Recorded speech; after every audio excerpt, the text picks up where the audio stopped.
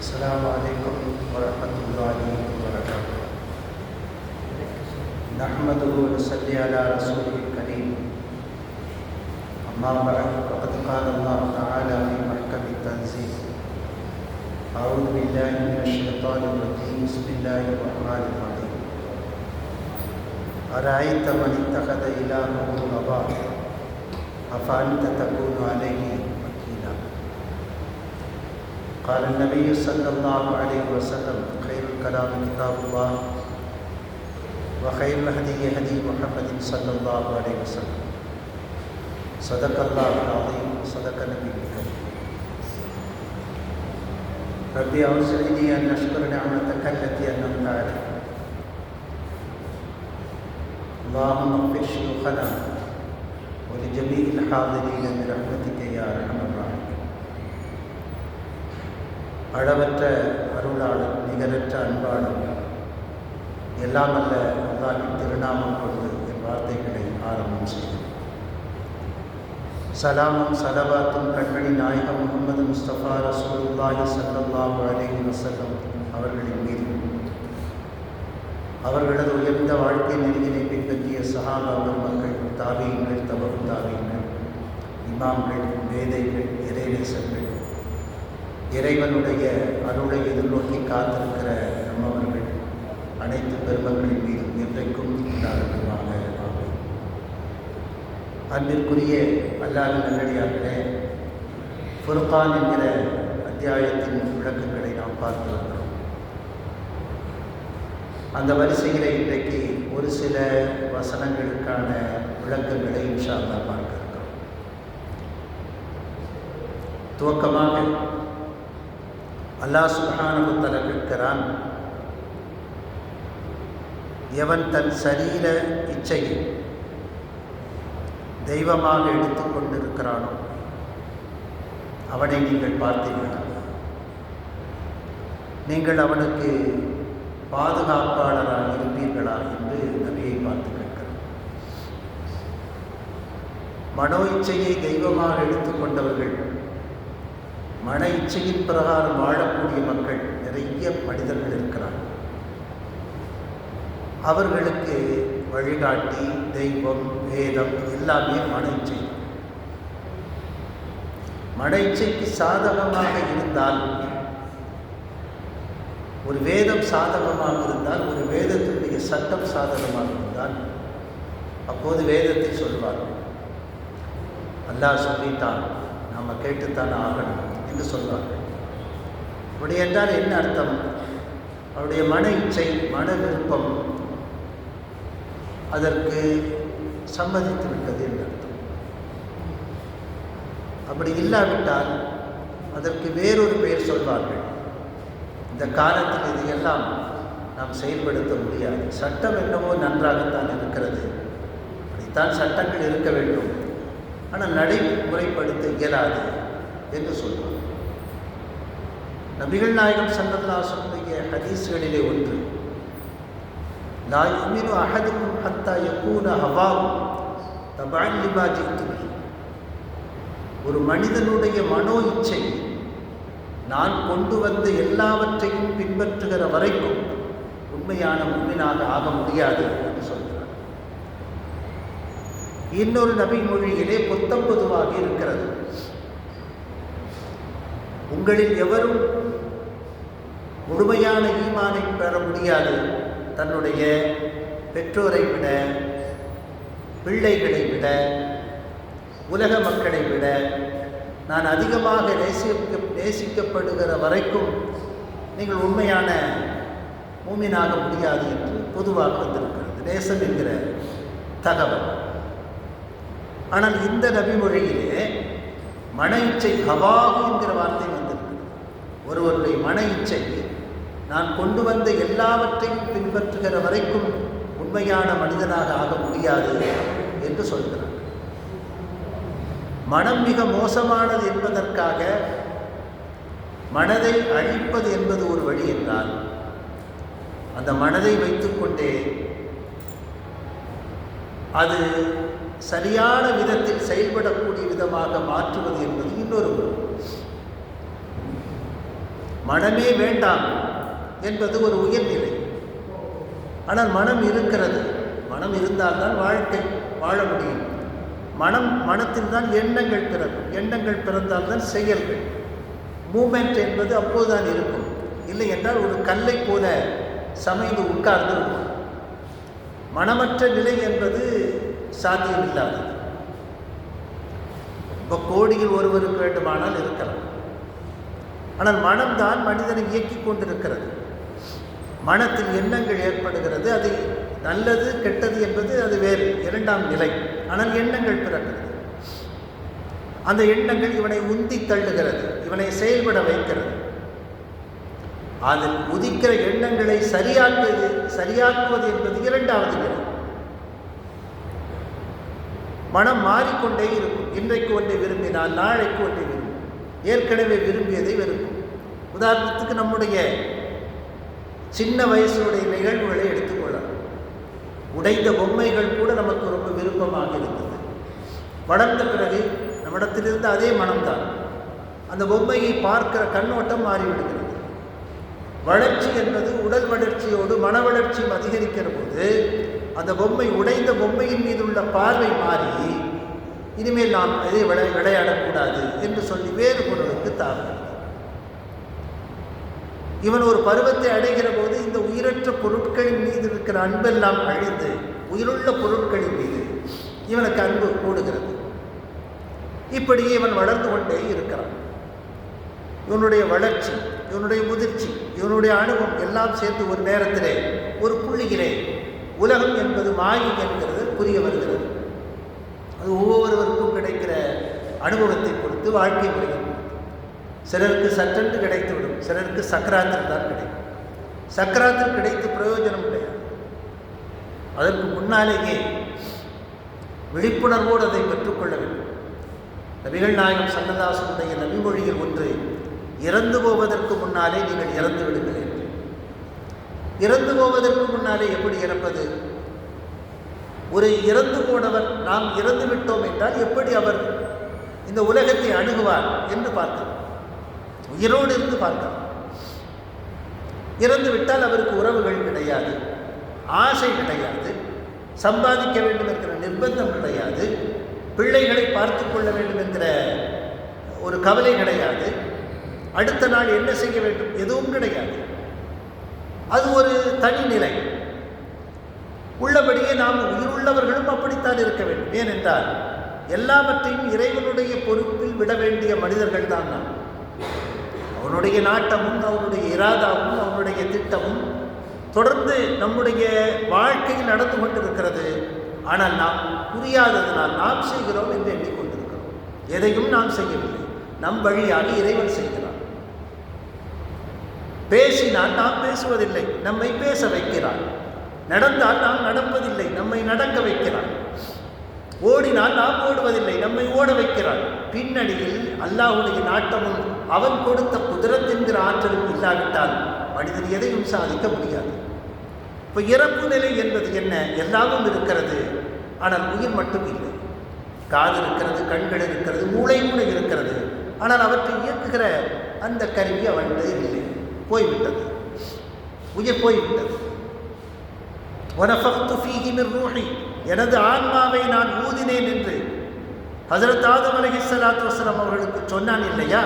அதை வழி வழியாக நாம் பெற்றுக்கொண்டு வந்தோம் இல்லையா? அந்த உயிர் இப்போது இல்லை, அவ்வளவுதான். இப்போ இறப்பினுடைய நிலையிலிருந்து பார்க்கிற போது பல்வேறு விஷயங்கள் தெளிவாகி விடுகிறது. ஆனால் அந்த நிலைக்கு நாம் சட்டென்று போக முடியாது. நாம் ஏற்கனவே பந்தங்களால் சூழப்பட்டிருக்கிறோம். குழந்தைக்கும் நமக்குமான பெருத்த வேறுபாடு என்பது குழந்தை பற்றில்லாமல் இருக்கும். குழந்தை விளையாடி கொண்டிருக்கும், அம்மாவுடைய சப்தம் கேட்டால் உடனே வந்துவிடும். அதுவரைக்கும் கட்டிய கோட்டைகளை பற்றியோ அங்கே விளையாடிய நண்பர்களை பற்றியோ நாளைக்கு வந்தால் இந்த இடம் நமக்கு கிடைக்குமா என்பது பற்றியோ இன்றைக்கு கிடைத்த சொகுசான இன்பமான இந்த விளையாட்டை பற்றியோ எந்த யோசனையும் இருக்காது. அதற்கு அம்மாவுடைய குரல் மட்டும்தான். உடனே உதவி தட்டுகிற மனோபக்குவம் அந்த குழந்தைக்கு. ஆனால் நமக்கு இருக்காது. ஏனென்றால் குழந்தை இன்னும் வளரவில்லை. உண்மையான அன்பு என்றால் என்ன என்று தெரியவில்லை, பற்று தெரியவில்லை, பாசம் புரியவில்லை. வளர்ந்த குழந்தைக்கு எல்லாம் புரிகிறது. எனவே அவற்றை விடுவதற்கு மிகப்பெரிய தயக்கம் இருக்கிறது. மன இச்சை வளர்ந்து கொண்டே இருக்கிறது. மன இச்சை நாளுக்கு நாள் கூடிக்கொண்டே இருக்கிறது. அப்படி கூடிக்கொண்டே இருக்கிற மன இச்சையை ஒரு புள்ளியில் ஒட்டுமொத்தமாக அறுத்தெறிதல் என்பது சாத்தியம் கிடையாது. அதனால்தான் அந்த மன இச்சை என்பது இருக்கட்டும். ஆனால் அந்த மன இச்சை எப்படி இருக்க வேண்டும்? நபிகள் நாயகம் ஸல்லல்லாஹு அலைஹி வஸல்லம் கொண்டு வந்ததை பின்பற்றக்கூடியதாக, அதை விரும்பக்கூடியதாக, நபியை நேசிக்கக்கூடியதாக, நபி ஸல்லல்லாஹு அலைஹி வஸல்லம் என்ன கொண்டு வந்தார்களோ அதையெல்லாம் நேசிக்கக்கூடியவர்களாக, அவர்களது வாழ்க்கையை, அவர்களது வார்த்தையை, அவர்களது உடலை, அவர்களது கருத்துக்களை எல்லாம் மேலிருந்து கீழ் வரைக்கும் நபி ஸல்லல்லாஹு அவருடைய பெயரை, ஒரு முக்கியமான பெயரை கேட்டால் நமக்கு உடல் செலுத்து போகிறது, அன்பில் பூரித்து போகிறோம். காரணம் அந்த அன்பு தானே. ஒரு பெயரை கேட்டால் பார்க்க வேண்டாம், பெயரை கேட்டால் அது நம்முடைய குழந்தையோ, நமக்கு நெருக்கமானவர்களோ, நம்முடைய வெல்விஷரோ, யாரோ ஒருவர், அந்த பெயர் கேட்டால் அந்த பெயர் நமக்குள் ஏற்படுத்தியிருக்கிற தாக்கத்தின் அளவிற்கு நமக்கு பூரிப்பு ஏற்படுகிறது. ஆனால் நிச்சயமாக அந்த பூரிப்பு நபிகள் நாயகம் ஸல்லல்லாஹு அலைஹி வஸல்லம் பெயரை கேட்டால் நமக்கு ஏற்பட வேண்டும். அதை வளர்த்துக் கொள்ள வேண்டும். காரணம், நபி ஸல்லல்லாஹு அலைஹி வஸல்லம் அந்த வருகை நமக்கு மிகப்பெரிய மாற்றத்தை கொடுத்தது. அவர்கள் இல்லை என்றால் இறைவன் கிடையாது, இறைவன் தெரியாதவர்கள், இறைவனை கற்றுக் கொடுத்தவர்கள், வாழ கற்றுக் கொடுத்தவர்கள். அவர்கள் சிறுநீர் கழித்துவிட்டு எப்படி சுத்தம் செய்ய வேண்டும் என்று கற்றுக் கொடுத்தவர்கள். சஹாபாக்களை யூதர்கள் கேலி செய்தார்கள். என்ன உங்கள் நபி சிறுநீர் கழிக்க கூட கற்றுத்தருகிறார், அது உங்களுக்கு தெரியாதா? அவர் தான் வந்து கற்றுக் கொடுக்கணுமா என்று ஏளனம் பேசிய போது அதே வார்த்தைகளை சஹாபாக்கள் பயன்படுத்தி, ஆம், எங்கள் நபி சிறுநீர் கழிப்பதற்கு கூட கற்றுத்தருகிறார். எச்சில் எப்படி துப்ப வேண்டும் என்று எந்த பல்கலைக்கழகமும் சொல்லித்தராது. ஆனால் நபி ஸல்லல்லாஹு அலைஹி வஸல்லம் மனிதனுடைய மிக மிக அந்தரங்கமான சில விஷயங்களை கூட தெளிவுபடுத்தியிருக்கிறார். ஒரு சஹாபி பாருங்க, அவர் திருமணம் முடித்து வந்து விட்டார். அப்போ ரசூலுல்லாஹி ஸல்லல்லாஹு அலைஹி வஸல்லம் கேட்குறாங்க, கன்னி பெண்ணா விதவை பெண்ணா? யா ரசூலல்லாஹ், விதவை பெண்ணைத்தான் நான் கல்யாணம் முடித்தேன். நபி ஸல்லல்லாஹு அலைஹி வஸல்லம் அப்படியே கடந்து போயிருக்கலாம். கேட்குறாங்க, நீ இளவயது பையன், நீ ஒரு கன்னி பெண்ணை திருமணம் செய்திருந்தால் தான் உங்கள் வாழ்க்கை சுவராசியமாக இருக்கும். அவர் சொல்கிறார், என்னுடைய தந்தை ஹஜ்ரத் ஜாபிர் ரலியல்லாஹு அன்ஹு அவர்கள் 9 சகோதரிகளை விட்டுவிட்டு ஷஹீதாகிவிட்டார். 9 சகோதரி. இப்போது எனக்கு தேவை என் சகோதரிகளை வளர்த்து ஆளாக்குகிற தாயின் நிலையில் இருக்கிற ஒரு பெண்மணி தான் தேவை. தாயின் நிலையில் இருக்கிற ஒரு பெண். எனக்கு மனைவி என்பதை தாண்டி என் சகோதரிகளுக்கு ஒரு தாய். அதனால் நான் விதவை பெண்ணாக நான் திருமணம் செய்து கொண்டேன் என்று சொல்கிற போது அவருடைய வாழ்க்கைக்காக நபிகள் நாயகம் ஸல்லல்லாஹு அலைஹி வஸல்லம் துஆ செய்தார். நபிக்கு இது தேவையில்லையே, திருமணம் செய்தால் அவ்வளவுதான் அவருடைய சூழ்நிலை என்று கடந்து போயிருக்கலாம். அக்கறையாக கேட்கிறார்கள், ஏன் இளம் வயது பெண்ணை திருமணம் செய்யவில்லை என்று. அப்படி நபிகள் நாயகம் ஸல்லல்லாஹு அலைஹி வஸல்லம் ஒவ்வொருவருக்காகவும் பேசியிருக்கிறார்கள். இன்றைக்கு இருக்கக்கூடிய பிரச்சனைகளுக்காகவும் பேசியிருக்கிறார்கள். இன்றைக்கு நம்முடைய வாழ்க்கையில் ஏற்படுகிற பிரச்சனைகளுக்கு நபி ஸல்லல்லாஹு அலைஹி வஸல்லம் என்ன தீர்வு சொல்லி இருக்கிறார்கள் என்று கட்டாயம் பின்பற்றினால் அதில் பிரச்சனை என்பது ஏற்படாது, மன வருத்தங்கள் ஏற்படாது, உறவுகள் பிரியாது, ஊருக்குள் சண்டை சச்சரவுகள் வராது. ஏனென்றால் எல்லோருமே நபியின் சுன்னத் என்கிற அந்த ஒற்றை புள்ளியில் ஒன்றிணைய வேண்டிய கட்டாய கடமையில் நாம் இருக்கிறோம். ஆனால் நாம் என்ன செய்கிறோம்? ஒவ்வொருத்தரும் ஒவ்வொரு விதமான விளக்கங்களை கொடுக்கிறோம். விளக்கங்கள் மாறுபட்டு இருப்பது ஒன்று, அது தவிர்க்க முடியாது.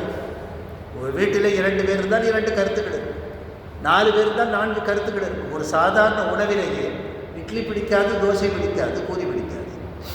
உணவு தானே அது, ஏன் பிடிக்கல? ஏனென்றால் அல்லாஹ் அப்படித்தான் படைத்திருக்கிறான். இன்னா ஹலக்னாக்கும் மின் ذكر وانثى وجعلناكم شعوبا وقبائل لتعارفوا. அல்லாஹ் சுப்ஹானஹு வ தஆலா சொல்றான், ஒரே ஒரு ஆன்மாவிலிருந்து, ஒரு ஆண் பெண் உங்களை படைத்து உங்களை நாமே பல கோத்திரங்களாக பிரித்தோம். இந்த வேறுபாடு என்பது இறைவனுடைய ஏற்பாடு. ஆனால் அதற்கு ஒரு காரணம் வைத்திருக்கிறார், இந்த ஆரஃபு, நீங்கள் ஒருவருக்கொரு புரிந்து கொள்வதற்காக. சீனாவில் ஒரு பேருக்கு தடை. லீ அப்படிங்கிற பேருக்கு அரசாங்கம் தடை வச்சிருச்சு. ஏன்னா அந்த நாட்டை கட்டமைத்த ஒரு பெரிய தலைவர் லீ, அவருடைய முழு பெயர் வேறு, லீ என்பது அந்த பெயரில் வரும். எனவே அந்த பாசத்தில் மரியாதையில் பிறக்கிற எல்லா குழந்தைகளுக்கும் லீ அப்படின்னு வச்சா இப்போ எந்த லீன்னு தெரியல. இப்போ நம்ம ஊர்லேயே அப்துல் காதர் வச்சா எந்த நிறைய இருக்காது. நாலாந்தில் அத்திருக்காது, கருத்து அத்திருக்காது, வெள்ளை அத்திருக்காது, நெட்டு அத்திருக்காது, ஏதாவது ஒன்று சேர்த்தா தான் சொல்ல முடியும். அப்போ லீ என்கிற பெயரில் பெருங்குழப்பம் ஏற்பட்டவுடன் நாடே அந்த பேருக்கு தடை வைத்து. அப்போ ஒருவருக்கு ஒரு புரிந்து கொள்ள வேண்டும் என்றால் சின்ன சின்ன வேறுபாடுகள் இருக்க வேண்டும் என்று தான் அல்லாஹ் சுப்ஹானஹு வ தஆலா படைத்திருக்கிறார். அவனுடைய படைப்பில் எந்த குறையும் கிடையாது. கருப்போ வெள்ளையோ உயரமோ குட்டையோ, இந்த மொழியோ அந்த மொழியோ, இந்த நாட்டவரோ அந்த நாட்டவரோ, எல்லாமே இறைவனுடைய ஏற்பாடு, ஒருவருக்கு புரிந்து கொள்வதற்காக. ஒவ்வொரு சூழலில் ஒவ்வொரு விதமான மனிதர்களை அல்லாஹ் சுப்ஹானஹு வ தஆலா உருவாக்கி வைத்திருக்கிறான்.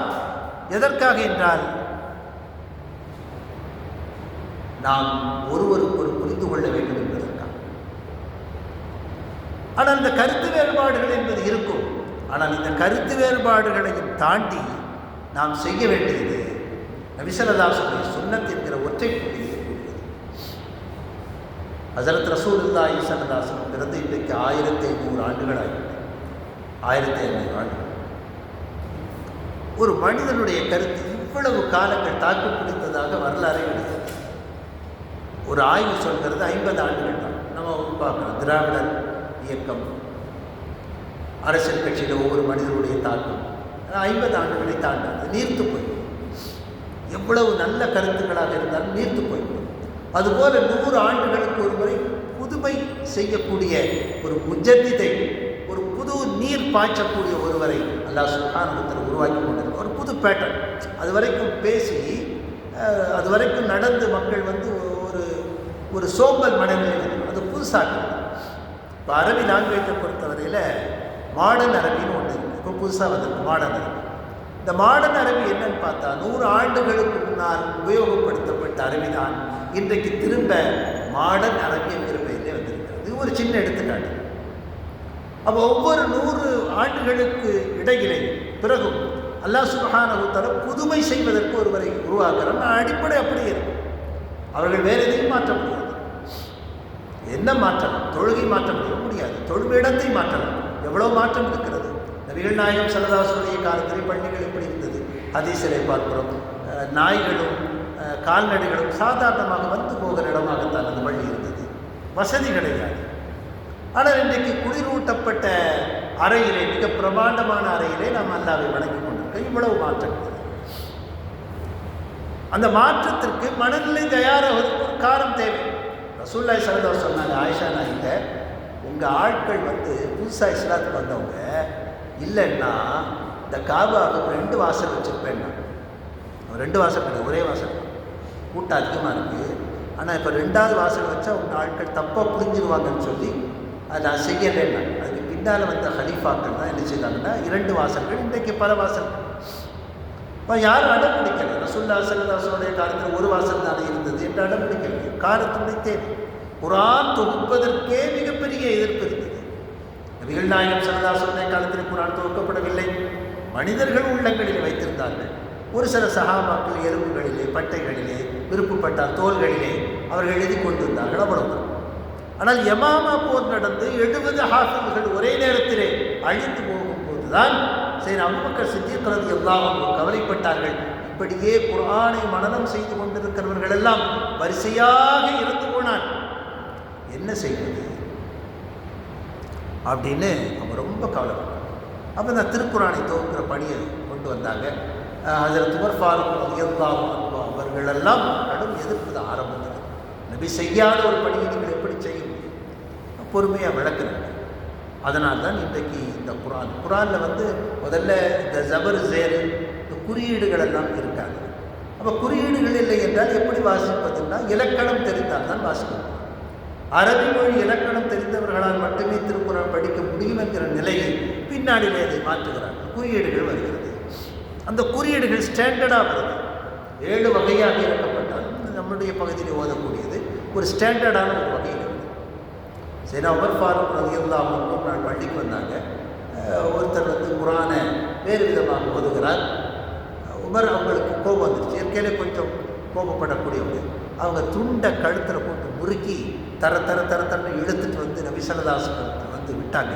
யாரை சொல்லலாம், இவர் திருக்குர்ஆனை தவறாக ஓதுகிறார், கம்ப்ளைண்ட் பண்ணாங்க.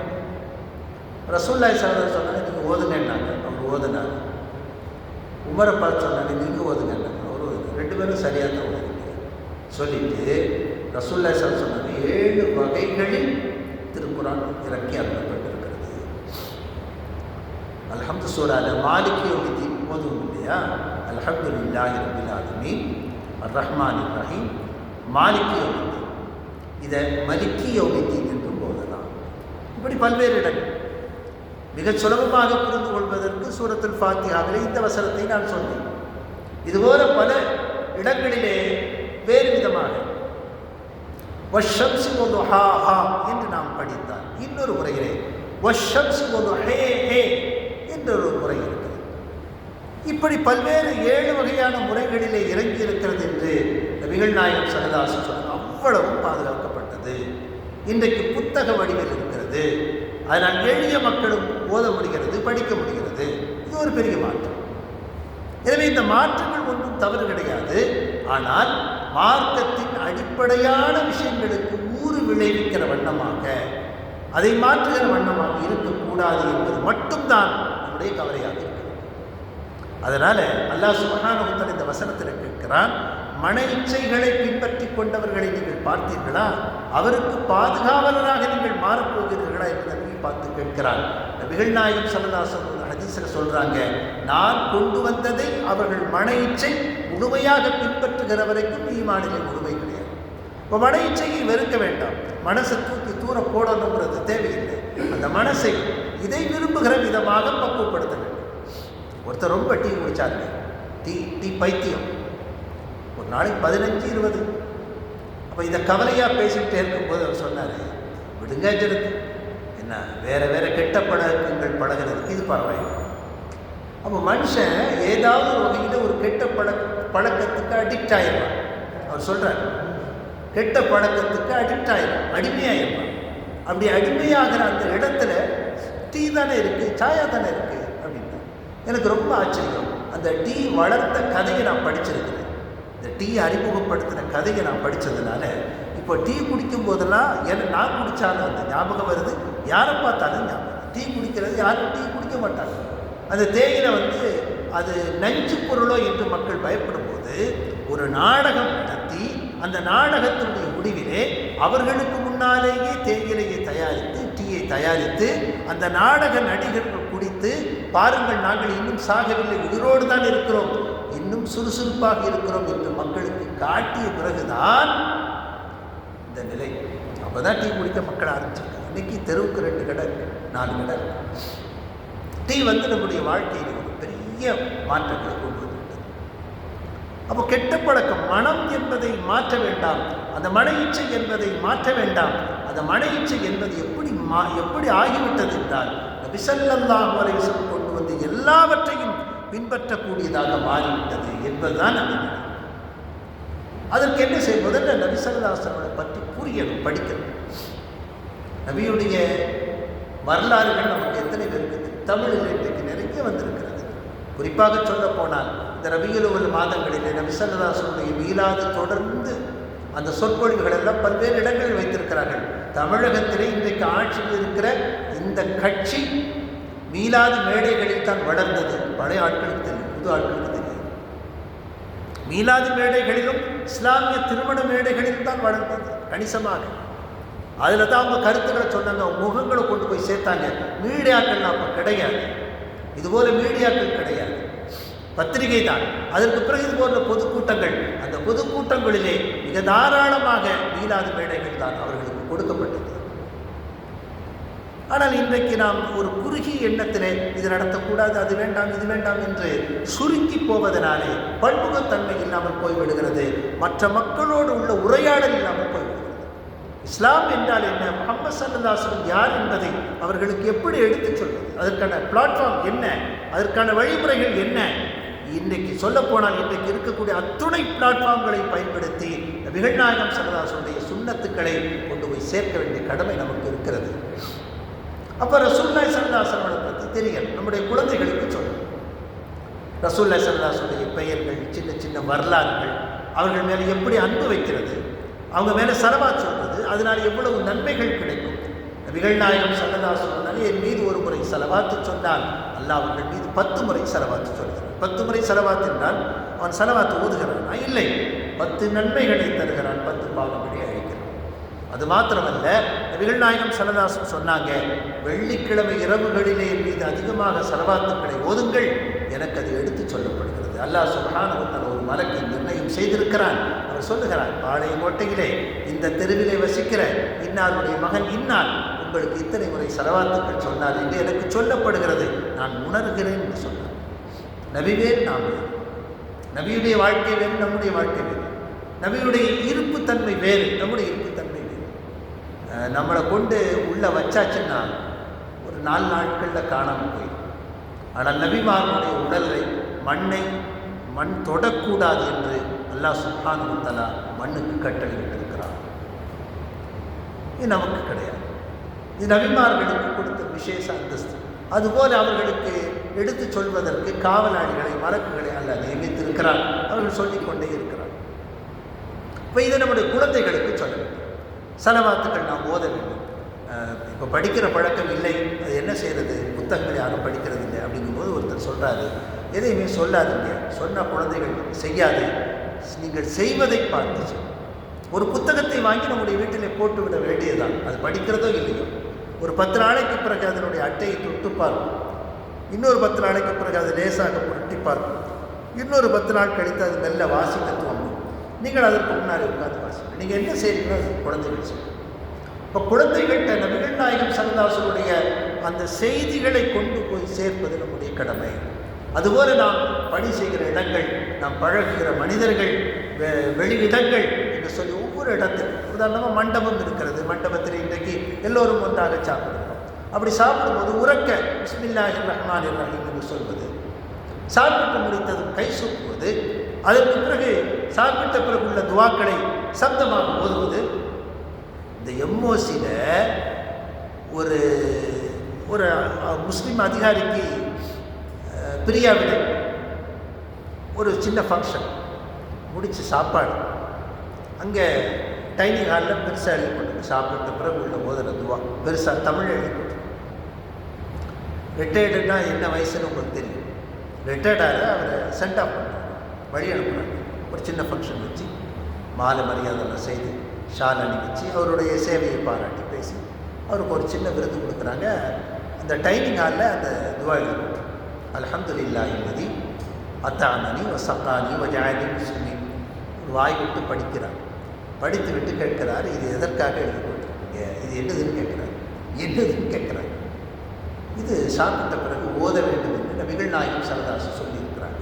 அப்படி அவரும் ரொம்ப வெளிப்படையாக சொல்கிறார், என் வாழ்க்கையில் இன்றைக்கு தான் முதலாக இந்த துவாவை நான் ஓதுகிறேன்.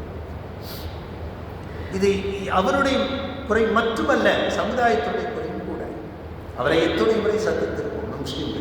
முஸ்லீம்களாக சகோதரர்களாக எத்துணை முறை சந்தித்திருப்போம், எத்துணை முறை அவரோடு உட்கார்ந்து உண்டிருப்போம். இது ஒரு நிகழ்வு. இதுபோல் ஒரு 20 வருஷத்துக்கு 30 வருஷத்துக்கு பேக்கில் பின்னாடி நாங்கள் மாணவர்களாக இருக்கிற போது ஒரு பொது விருந்து. இந்த பொது விருந்தில் ஒரு இன்ஜினியர் எங்களுக்கு அருகில் உட்காந்து, நாங்கள்லாம் ஸ்டூடெண்ட்ஸ், எங்களுக்கெல்லாம் விருந்து அவரும் சாப்பிட்றாரு. எங்களுக்கு மதரசாவிலே சொல்லிக் கொடுப்பார்கள், வீடுகளிலும் அந்த காலத்தில் சொல்லிக் கொடுத்தார்கள். இன்றைக்கு வீடுகளில் சொல்லிக் கொடுக்குறோமா இல்லை என்று தெரியாது. எப்படி சாப்பிட வேண்டும் என்று குழந்தைகளுக்கு சொல்லிக் கொடுக்குறோம். ரசூலுல்லாஹி ஸல்லல்லாஹு அலைஹி வஸல்லம் அப்துல்லா இப்னு மஸ்ஊத் என்று நினைக்கிறேன், அவங்க சின்ன குழந்தை ரசூலுல்லாஹி ஸல்லல்லாஹு அலைஹி வஸல்லம் சபையில் உட்கார்ந்து சாப்பிட்றாங்க. குழந்தைகள் எப்படி சாப்பிடுவது நமக்கு தெரியும். இங்கேயும் அங்கேயும் அழைந்து ஒரு வழி பண்ணிடுவாங்க. ரசூலுல்லாஹி ஸல்லல்லாஹு அலைஹி வஸல்லம் ரொம்ப பொறுமையாக சொல்கிறாங்க, சம்மில்லா, பிஸ்மி சொல்லு, குல்பிய மீனி, வலது கையால் சாப்பிடு, குல் மிம்மா எலி, முன்புறத்திலிருந்து சாப்பிடு. 3 கட்டளைகள் அந்த குழந்தைக்கு சொல்கிறாங்க. ரொம்ப மென்மையாக சொல்கிறாங்க, அதட்டல்ல. பொதுவாக ஒன்று விளக்கணும், குழந்தைகள் செய்தால் உடனே அதை குற்றம் சொல்லக்கூடாது, கம்ப்ளைண்ட் பண்ணக்கூடாது. அதை குற்றம் சொன்னால் அது ஏற்றுக்கொள்ளக்கூடிய மனநிலையில் இருக்காது. அது ரசூல்லா பாருங்க, நீ செய்தது தப்புங்கிற ஒரு வார்த்தை கூட வரல. இப்படி செய்தன்னு கேட்கல, சம்மில்லா பிஸ்மி சொல்லு. குல்பி எமீனி, வலக்கையால் சாப்பிடும். பெரும்பாலும் குழந்தைகள் இடது கையால் சாப்பிடும், 2 கையால் சாப்பிடும். ரசூல்லா சொல்றாங்க, குல்பி எமீனி, வலது கையால் சாப்பிடு. குல்பிம்மா எலி, முன்னாள் சாப்பிடு. நம்ம பெரிய ஆட்கள்லேயே சில பேர் இங்கேருந்து சாப்பிடும், எங்கேருந்து சாப்பிடும் தெரியாது. தைமூர் மன்னர் இருந்தான், அவன் தோத்துட்டான். பக்கத்து நாட்டை பிடிக்கிற ஆசையில் அந்த பக்கத்து நாட்டு நடுவில் இறங்குனா வசமாக மாட்டிக்கிட்டான், தோத்துட்டான். நாடு போச்சு, படை போச்சு, எல்லாம் போச்சு. கடைசியில் மாற்று வேடத்தில் காட்டில் ஒழிஞ்சி வாழ்ந்துக்கிட்டு இருக்கான் தைமூர் மன்னர். கடும் பசி. எங்கேயாவது நாட்டுடைய ஓரத்தில் ஏதாவது வீடுகள் இருக்கா தெரியாமல் போய் சாப்பிடணும். மொத்தம் ஒரு கிழவியுடைய குடிசை போய்க்கிற, அம்மா பசிக்கு 10 நாள் ஆச்சு சாப்பிட்டு, ஏதாவது சாப்பாடு தாம்மா அப்படின்னா, இரியா நான் சமைச்சு தாருன்னு சொல்லி அந்த அம்மா சமைச்சு சுட சுட பரிமாறிச்சு. இப்போ 10 நாட்கள் நம்ம சாப்பிடல இல்லையா, அதனால் அவன் டக்குன்னு அந்த சாதத்தினுடைய நடுவில் கை வச்சாலும் அந்த கிழவி கட்டிச்சு, முட்டாள் தைமூர் மாதிரி இருக்கே அப்படின்னுச்சு. பயந்துட்டான். அட்டாடா, நம்மளே மாறு வேடத்தில் உட்காந்துருக்கோம், நம்மளை எப்படி கண்டுபிடிச்சுன்னு தெரியல. கொஞ்சம் சுதாரிச்சுட்டு, என்னம்மா சொல்கிறேன், இந்த முட்டா பைய தைமூர் தான் பக்கத்து நாட்டை படையெடுக்கிறதுக்காக நடுவில் போய் மாட்டிக்கிட்டான். இங்கேருந்து போகணும், கொஞ்சம் கொஞ்சமாக போகணும். எப்படி சாப்பிடணுமோ கொஞ்சம் கொஞ்சமாக முன்னால் இருந்து சாப்பிட்ற மாதிரி ஒரு நகரத்தை தாக்குறது நம்மளுடைய ஓரத்துலேருந்து போகணும். ஒருவேளை தோத்துட்டோன்னா நம்ம நாடு மிச்சமாகும், நம்ம நாடு கைவிட்டு போகாது அப்படின்னு சொல்லி அவர் சொன்ன உடனே, இவன் பெரிய அரசன் இல்லையா, டக்குன்னு நன்றி சொல்லிட்டு சாப்பிட்டுட்டு வந்துட்டு படையை திரட்டி திரும்ப அவன் நாட்டை பிடிச்சிட்டான். பிடிச்ச பிறகு கேட்டாங்க, எப்படி உங்களுக்கு சாத்தியமாச்சுன்னு. என்னுடைய அரசியல் குரு அந்த கிழவி, என்னுடைய அரசியல் குரு அவள் தான் சொன்னான், நாட்டை படையெடுக்கிறாந்தா நடுவில் கை வைக்கக்கூடாது, ஓரத்தில் இருக்கு. இந்த வரலாறு எதுக்குன்னா, ரசூலுல்லாஹி ஸல்லல்லாஹு அலைஹி வஸல்லம் சொல்கிறாங்க, சாப்பிடும்போது முன்புறம் இருந்து சாப்பிடுங்க. இது நம்ம குழந்தைகளுக்கு சொல்லணும், நாம் செய்யணும், சொல்லணும். துவாக்களை சத்தமாக ஓதம். இப்படி நபியை அறிமுகப்படுத்தி கொண்டே இருக்க வேண்டும். இன்றைக்கு பல பிரச்சனைகளுக்கு நபி தான் தீர்வு, ஆனால் இந்த யாருமே தெரிய மாட்டேங்குது. மது ஒழிப்பு முடியாதுங்கிறான், ஆனால் ரசூலுல்லாஹ் செஞ்சு காட்டினாங்க. எவ்வளோ ஆச்சரியமாக இருக்குது. அவ்வளோ தூரம் படிக்கலை. மொத்த 10,000 பேர் இருந்தாலும் 15 பேர் தான் எழுத படிக்க தெரிஞ்சவங்க. அவ்வளோ பேர் உண்மை எழுத படிக்க தெரியாத சமுதாயத்திற்கு நபிகள் நாயகம் ஸல்லல்லாஹு அலைஹி வஸல்லம் அனுப்பப்பட்டாங்க. அப்போ படிக்க தெரியாத முட்டாள திருத்தம் எவ்வளோ பெரிய கஷ்டம். அந்த மக்களை திருத்தி நபிகள் நாயகம் ஸல்லல்லாஹு அலைஹி வஸல்லம் தான் சேகரித்து வைத்திருந்த மதுவை கொட்ட வைத்தார்கள் என்றால் எவ்வளோ பெரிய ஆற்றல். இன்னைக்கு எவ்வளோ டெக்னாலஜி வச்சுருக்கீங்க, சயின்ஸ் வச்சுருக்கீங்க, அதனால் ஏற்படக்கூடிய பாதிப்புகள் நீங்கள் டேட்டா வச்சுருக்கீங்க, படபடமாக போட்டு வேற காட்டுறீங்க. மது ஒழிப்பு செய்ய முடியலையே. ஒரு உதாரணம் தான், மது ஒழிப்பு. சமத்துவம் கொண்டு வர முடியுதா? முடியலையே. நபிகள் நாயகம் ஸல்லல்லாஹு அலைஹி வஸல்லம் பிலால்ங்கிற கருப்பு மனுஷரை தூக்கி மேலே நிறுத்தினாங்களே. ஒருத்தர் ஹஜ்ஜுக்கு போய்ட்டு சொன்னார், உண்மையிலே இந்த ரசூலுல்லாஹ் செஞ்சு ரொம்ப நல்ல விஷயம். இந்த என் பக்கத்தில் கருப்பாக ஒருத்தர் நிற்கிறோம் தொழுதாரு, அவர் முசாபை செய்ய கையை நீட்டினார். எனக்கு மனசே இல்லை சேர்த்து பார்க்க அவ்வளோ வரவேற்பாக இருக்காரு.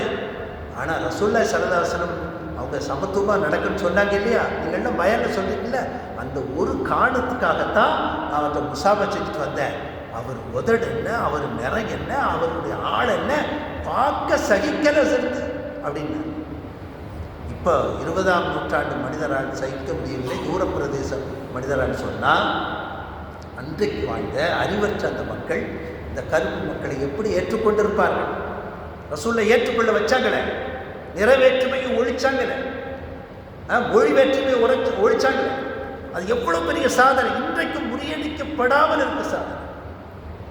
அல்லாஹ் சுப்ஹானஹு வ தஆலா எல்லா நபிமார்களுக்கும் முஅஜிஸாத் என்கிற அற்புதங்களை கொடுப்பான் என்று சொன்னால் அது வழக்கத்திற்கு மாற்றம். வழக்கத்திற்கு மாற்றம் அல்ல, சராசரி மனிதனால் முடிகிற அந்த விஷயங்களை நபிகள் நாயகம் ஸல்லல்லாஹு அலைஹி வஸல்லம் செய்தாங்களே, அதை முறியடிக்கிறதுக்கு இன்னைக்கு ஆளு வேற்றுமை அப்படியே இருக்கு.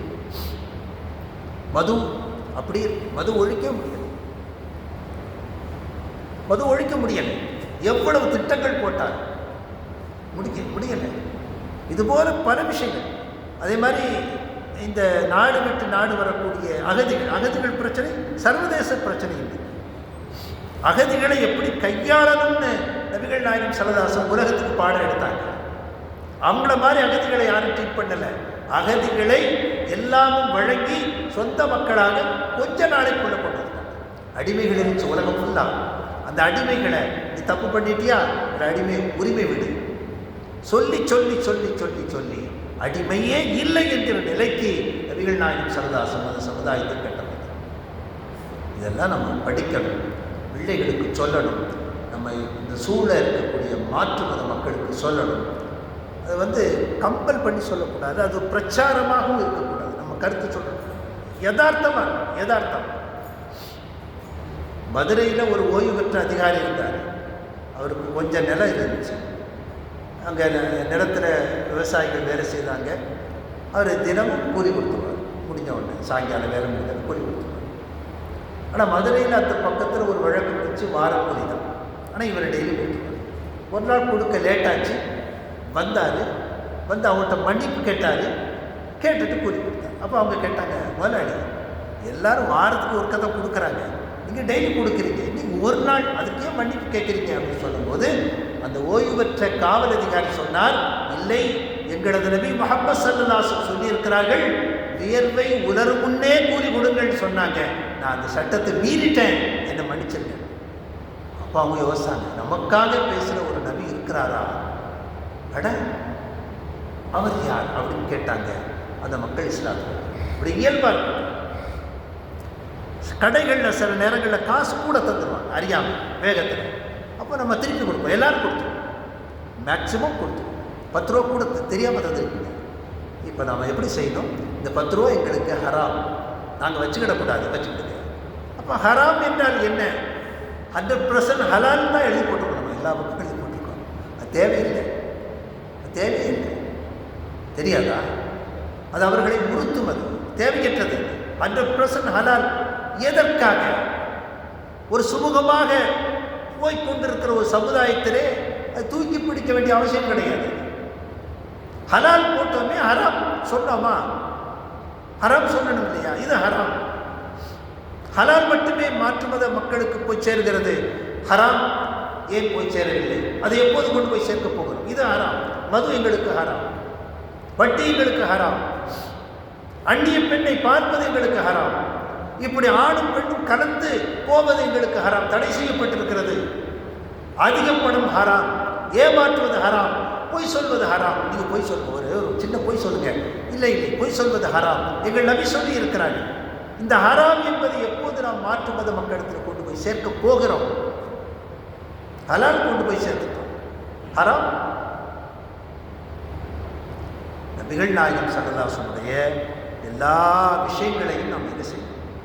படிக்கணும், படித்து கொடுக்கணும், பரப்பணும். இதேவேளை சரியாக செய்தால் போதுமானது. அல்லாஹ் சுப்ஹானஹு வ தஆலா ஒரு கண்ணியமான வாழ்க்கை தரும். சுன்னத்தான வாழ்க்கையிலே கண்ணியமான வாழ்க்கை இருக்கிறது, அதில் மாற்று கருத்தே கிடையாது. கொஞ்சம் அவகாசம் கிடைக்கும், அது வேறு விஷயம். எடுத்தவுடன் எல்லா கொள்கைகளும் வெற்றி பெறுவது கிடையாது, அதற்கு கொஞ்சம் காலம் தேவை. அதுபோல் நம்மை சுற்றி இருக்கிற மனிதர்கள் புரிந்து கொள்வதற்கு காலம் தேவை, அவகாசம் தேவை. எனவே அந்த ஸ்பேஸ் அவங்களுக்கு கொடுக்கணும். கொடுத்து நம்முடைய பணிகளை சரியாக செய்து கொண்டே இருக்கணும். நபிகள் நாயகம் ஸல்லல்லாஹு அலைஹி வஸல்லம் பிறந்த நாள் அல்லது இந்த பிறந்த மாதத்துக்கு இது போன்ற முன்னெடுப்புகளை வைப்பதனுடைய முக்கியமான நோக்கம் என்பது நபியுடைய சுன்னத்துக்களை நாமும் வாழ்க்கையில் கொண்டு வந்து பிறருக்கு கொடுப்பது. அதை நாம் சரியாக செய்ய வேண்டும். நபிகள் நாயகம் ஸல்லல்லாஹு அலைஹி வஸல்லம் சொல்கிறாங்க, மன இச்சை நான் கொண்டு வந்த எல்லாவற்றையும் விரும்புகிற விதமாக வந்துவிட்டால் முழு ஈமான் கிடைக்கும் என்று சொல்கிறார்கள். அந்த வகையிலே நம்முடைய மன இச்சையை நபிகள் நாயகம் ஸல்லல்லாஹு அலைஹி வஸல்லம் கொண்டு வந்து எல்லாவற்றையும் விரும்பக்கூடிய வண்ணமாக மாற்றுவதற்கு முயற்சிப்போம். அல்லாஹ் சுப்ஹானஹு வ தஆலா நமக்கு தௌஃபீக் செய்வானாக. வாஹிர் தஅவானா அல்ஹம்துலில்லாஹி ரப்பில் ஆலமீன். சுப்ஹானல்லாஹி வ பிஹம்திஹி சுப்ஹானக்கல்லாஹ்.